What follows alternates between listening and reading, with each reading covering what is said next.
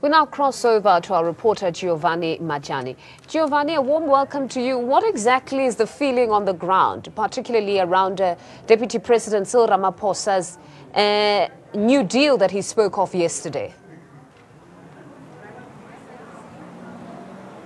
Good afternoon to you, Mfunda, and good afternoon to the viewers. It seems that money is a very big talking point, especially on the ground, with obviously campaigns needing to be backed by some sort of sponsors. We do know that posters need to go up, T-shirts are being made, locations need to be booked, and a number of things need to take place just for the meetings where they are campaigning. So it seems that money plays a big part in the campaigns of these presidential hopefuls. In regards to Deputy President Cyril Ramaphosa, who we do know is in the presidential race going into December, this new deal that he has set out to have made does not deter the ANC delegates here in the Free State, in the region of Ledwele who are going to be voting come December. They say it's one of those things that come with the politics of being part of the ANC, and they are responsible, they are diligent, and their voting will obviously prove just as what they are saying. We do know that this money also impacts a number of things. I mean, on the ground, looking in, it does have a he said, she said, knowing the kind of terminology such as state capture that has taken and is trending in South Africa. So all eyes are on the presidential hopefuls going into December. What kind of things can this money do for them? But due to the delegates speaking here in the Free State, saying that at their BGMs they have read two documents, one being Through the Eye of the Needle, which is how they will be nominating their leadership, as well as the responsibility of nominating and selecting a leadership for the ANC come December.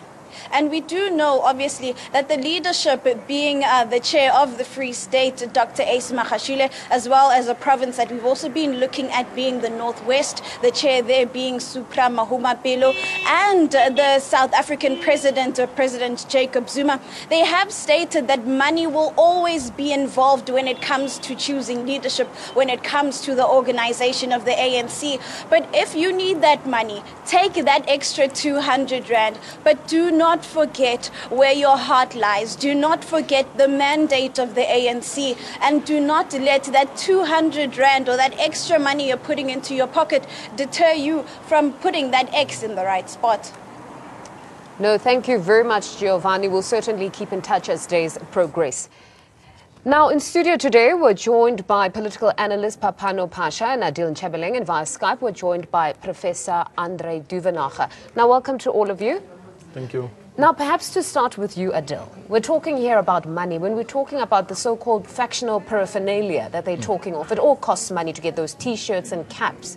Is it really a case that there possibly are people that are really funding most of these campaigns?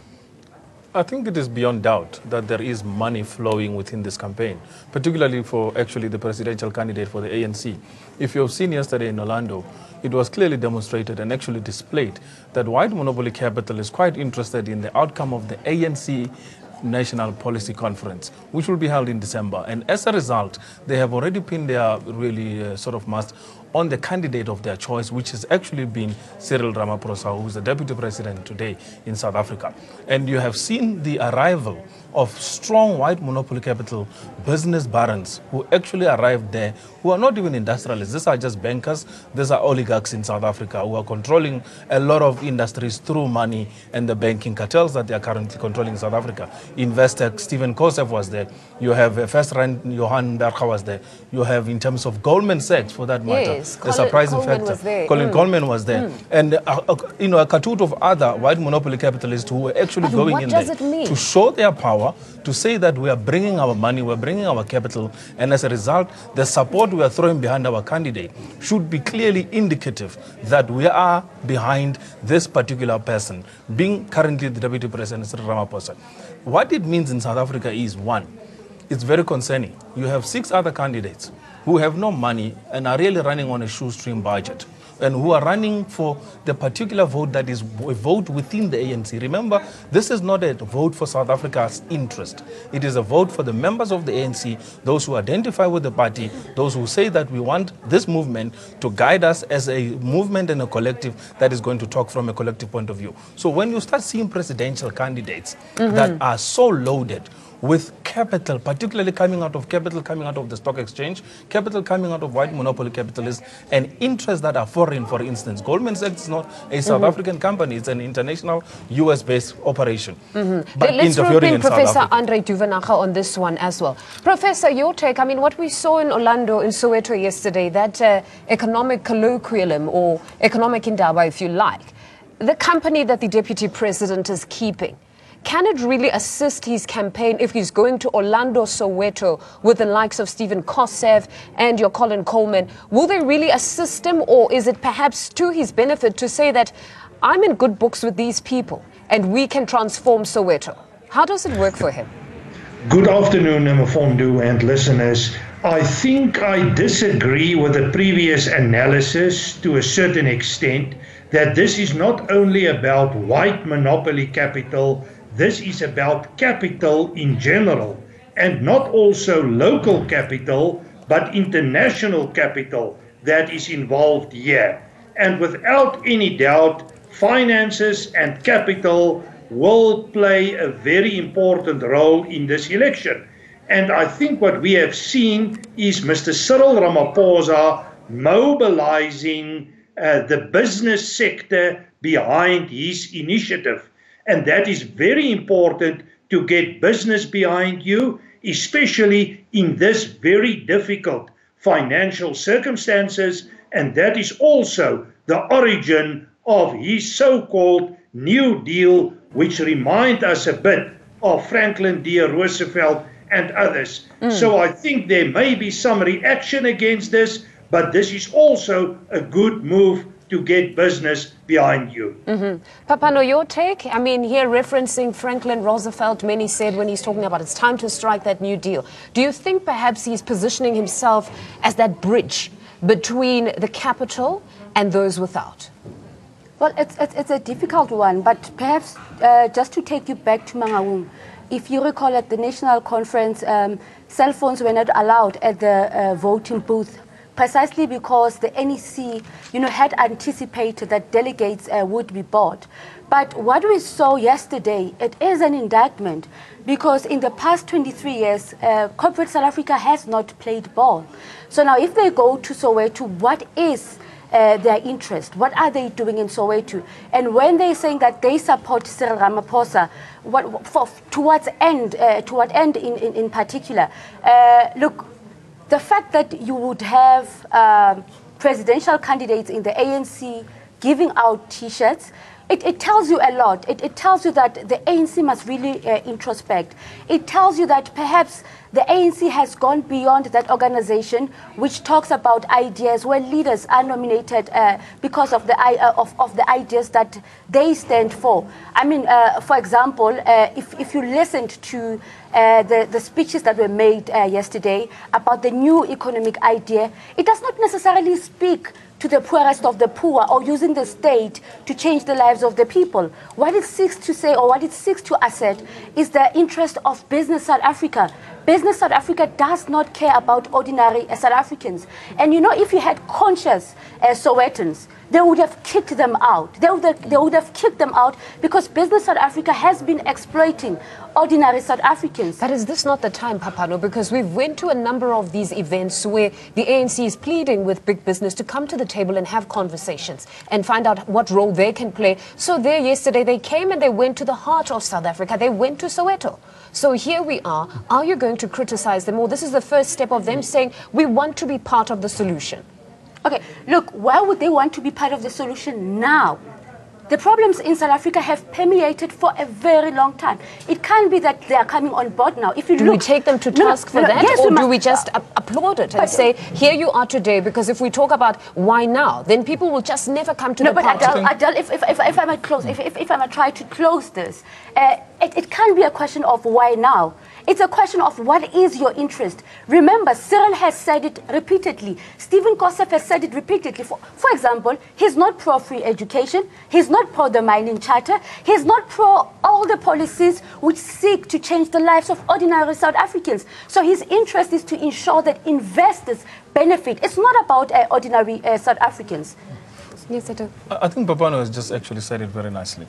You must understand that business does not pay for anything that is not going to receive its value. They are paying for a value. They are hoping for a beautiful Christmas present that is going to be given to them. And the Christmas present will be in the sense that their candidate of choice will have won. But understand that if you start having an organization that is broadly represented by grassroots people, which is the ANC in this case, and then on the other side you have an oligarchy that actually controls what policy goes into it. Business South Africa has never supported the ANC policies. For many years, they've been in opposition to many of the policies that were implemented. And that is why today we're sitting with an NDP that is unimplementable because business refuses to come to the table. So what is going to change when you have now business interfering in terms of policy making within the ANC? So money is not going to be the route that is actually going to solve the problems within the ANC. The ANC requires decisive leadership with its own internally ingrown capital, that it can create a proper socialist society that is based on democratic principles that will look after the interest of the poor, which are the majority of South Africa. Right now, capital is the minority and yet enjoys the benefits of the majority. It is unacceptable that you would have money be dictator to what political outcomes should be. We know how much money so far has been spent in particularly these campaigns. The other campaign actually leaders, which are presidential nominees, as I've indicated to you, they don't have that much money. But it's very strange how people have somehow, through their heart connection, gravitated to those candidates. You have candidates, for instance, like Dr. Nkosazana Dlamini-Zuma, who people have just warmed up to her because of her authenticity. You have candidates like actually Minister Jeff Radebe, who people have just gravitated towards him just because of his honesty and openness. But there is no money being used. We don't know about whether there is money or votes. not, but perhaps on the face of it, they haven't been in the company of capital. That's all we can say. But do we know most of the candidates openly say they don't have the money. They have never even kept it a secret. They say they are actually using volunteer-based support and people individually who are actually assisting the campaigns, coming forward and saying, we will do X, Y, Z on our own accord without even bringing money. So there is actually quite a very concerning. If the ANC is going to be taken over and become like an Americanized organization that is dictated by the whims of capital, then they might as well start picking up and actually agreeing that they can join up in power with opposition and be like the DA that actually only responds to the biggest funders. In this case, it is not the case. The ANC is a grassroots movement that looks after the interests of the people, and money and capital cannot be the dictates because the population of South Africa does not have that money. Professor Duvenaka, do you believe that perhaps at this point we will be surrendering policy formulation to capital? That is the present that they're expecting after this elective conference? No, I differ completely. My view is that in difficult financial times like this, we need business to become the engine of our economy, to create jobs, to invest in our economy and to build. It is not the masses that are creating the jobs, it is the business and the business sector. And now we need to ask the question as well. We know that the Nkosazana Dlamini-Zuma camp receive support also from state capital, and there are rumors going around also from other sectors in the economy. And my take on it is that this is not fundamentally different from what Cyril Ramaphosa and his campaign is doing. The short and the long of the story is we need business to create jobs. We need business to pay taxes. Without taxes, the poor is going to be in an even worse position. You just need to ask the question, which countries are the rich countries in the world where the living standard is the highest? And this is by far not the same. Where there are private initiative, where we have economic growth rate, maybe in a certain context developmental, and that is even applicable to the Chinese. Thank you very much, Professor, for that. Well, we now cross over to our reporter, Nomusa Pungula. Nomusa, what is the feeling on the ground there in terms of big business endorsing the deputy president? Will it be helping or foiling his chances to succeed in that presidential race? Well, good evening, Fundo, and good evening to our viewers. According to some of the ANC members we spoke to earlier on, funding a presidential candidate by big businesses does not necessarily have to have a negative impact. But the most important question that people should ask is that at what conditions are those presidential candidates being funded by those particular big businesses for? Is it because of the principle, or is it because of the present that they are going to get after the election should their preferred candidates win? But also, Mfundo, another big question to ask is that who are those people that are funding those particular presidential candidates, and at what position do they see themselves after the elections? But joining me to elaborate further on the matter is the KZN Youth League chairperson, Kwazi Mshengu. Kwazi, we have seen the presidential candidates being alleged to be funded by some big businesses. What is your view on big businesses funding presidential candidates' campaign to perhaps influence the succession rates? Do you think that it will have an impact on the succession rates, or it's just them giving their money away? Well, firstly, the funding of the presidential candidates by big businesses seeks to undermine the internal democracy and the will of the branch membership of the ANC. But the negative impact of it is that it also seeks to exert some kind of level of influence to that particular candidate. But in terms of the electoral outcome, we don't believe that it will have a determining factor as to who emerges in the upcoming conference. We think the will of the people, the will of the branches of the ANC will emerge. What is unfortunate is then what will be the account of those people who have taken monies, because at the end of the day, they must account for those monies. The monies that are being invested by big businesses, they are for future purposes, that in case you win, you must therefore pay back in terms of influence. It's all about basically exerting influence post the conference.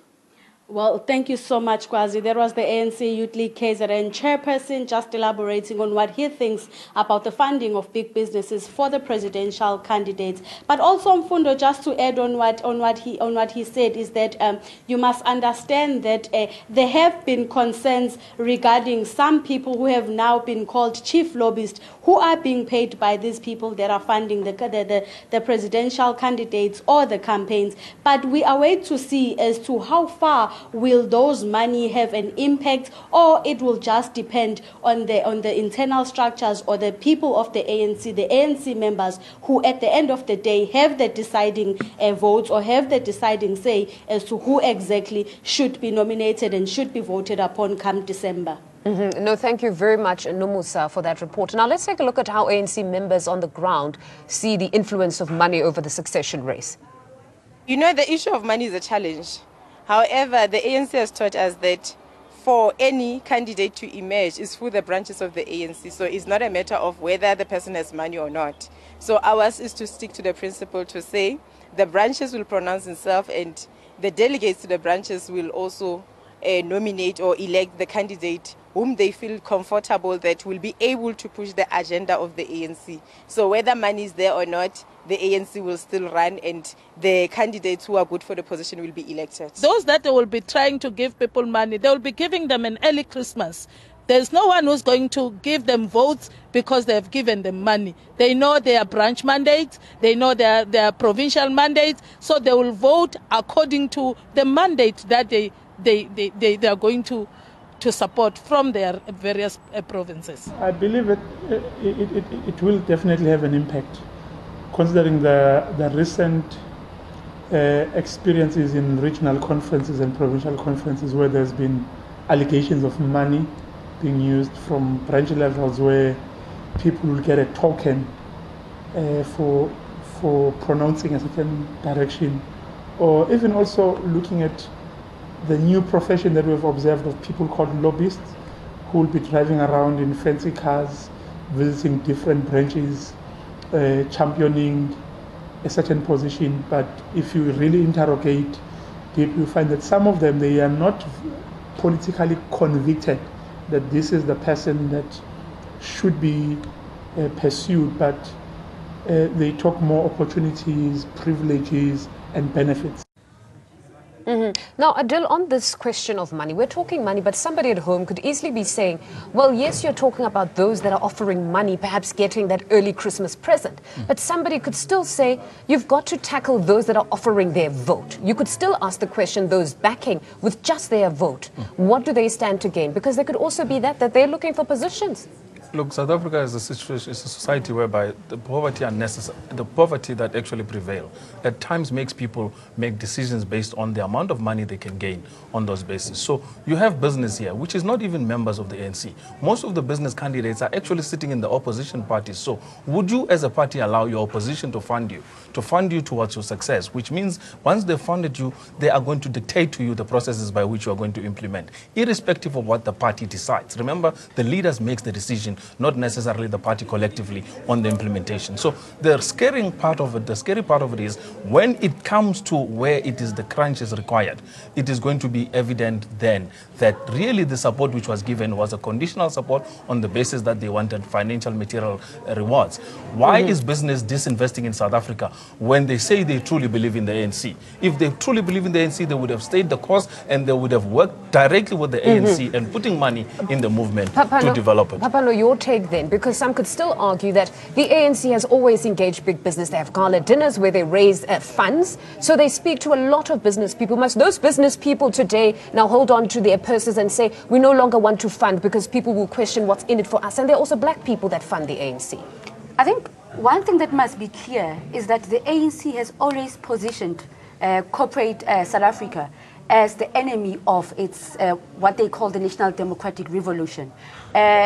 Big business has never been progressive, even though there has been a reality or an admission that in order to grow the economy, you would need big business, to be on board. But the ANC has never considered itself to corporate South Africa. But I want to speak to one of the CEOs who was at Mr.